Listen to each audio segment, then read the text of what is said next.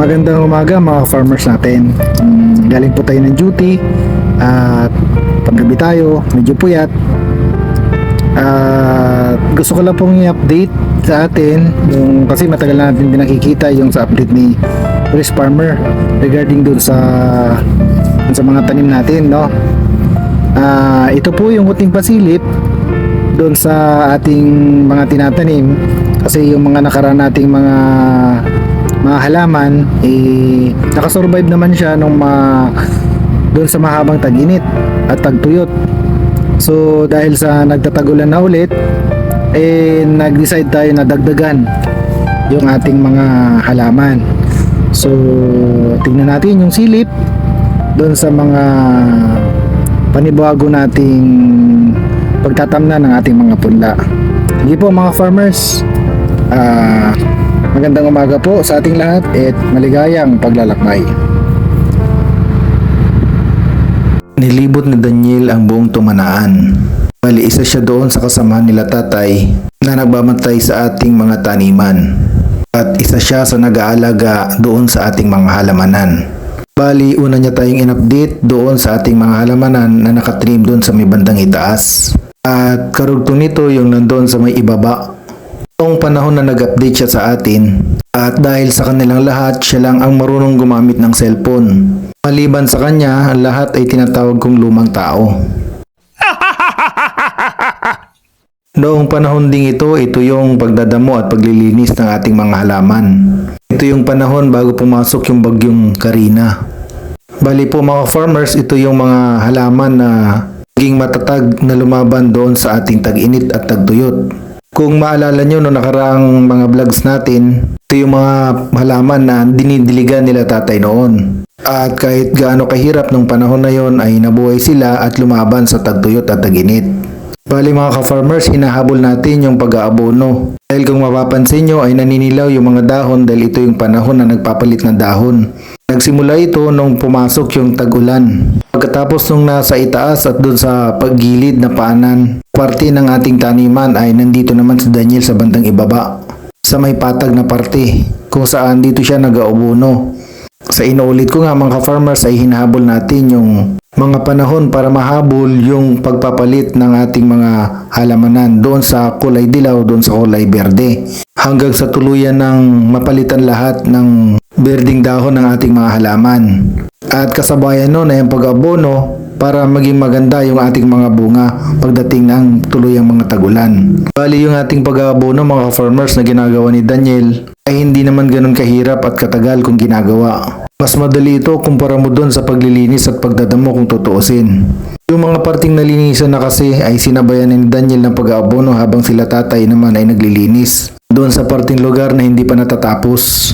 Bali sa ating pag-aabono mga farmers ay ginagamitan natin ng triple 14 at yung tinatawag nating winner yung ginagamit natin sa pagbubunga.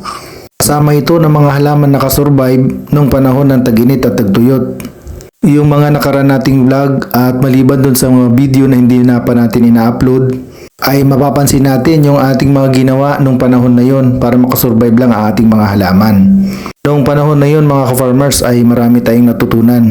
Maraming naging highlights nung panahon na yon dahil sa ating mga natutunan. Siguro sa mga parating nating mga vlogs ay doon natin ikwento isa't isa.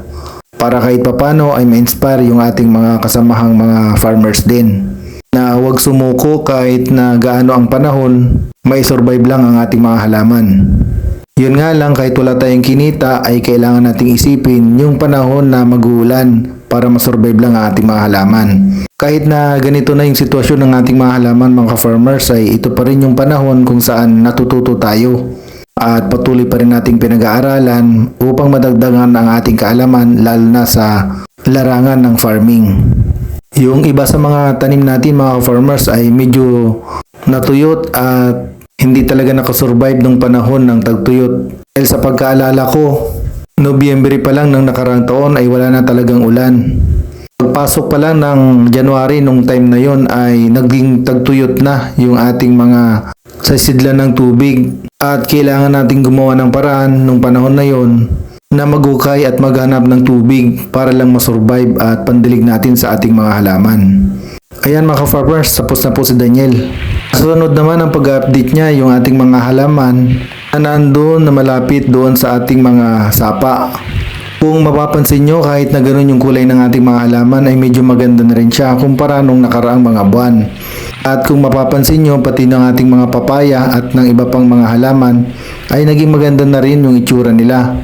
Tapos yung ating sapa na pinagsisidlan ng tubig noon ay halos mapuno na rin. Hudyat ito na yung panahon ng pagsibol ng ating mga halaman.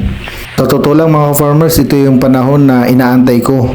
Yung panahon na makabawi yung ating mga halaman at magbigay ng madaming bunga. Kahit na yung mga papaya natin mga farmers ay maganda na rin ang itsura niya. Kunting panahon na lang ay makakabawi na. Tapos in-update din tayo ni Daniel doon sa ilog kung saan patungo yung ating mga tubig papunta doon sa ating sisidlan. Medyo mabilis na rin at malakas yung agos ng tubig. Ito yung panahon na nag-uulan na pumasok ang bagyong Karina. Maramdam natin dito sa Metro Manila ang lakas at bugso ng Karina. Hanggang doon sa ating mga halamanan ay daramdam din natin yung lakas ng tubig, pati ng ulan at ng hangin. Mabuti na lang at nandun si Daniel upang i-update tayo sa mga nangyayari doon sa ating pataniman. Salamat na rin at mayroon tayong mga kasamahan na kagaya nila na patuloy nating napapagkatiwalaan bukod pa doon kila tatay.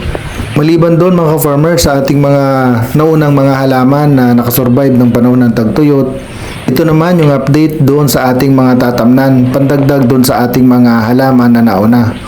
Bali ito yung parting inaayos ngayon at nagre-ready na upang tamnan sa mga susunod na panahon. Bali inaayos na nila tatay yung ating mga paglalagyan ng punla.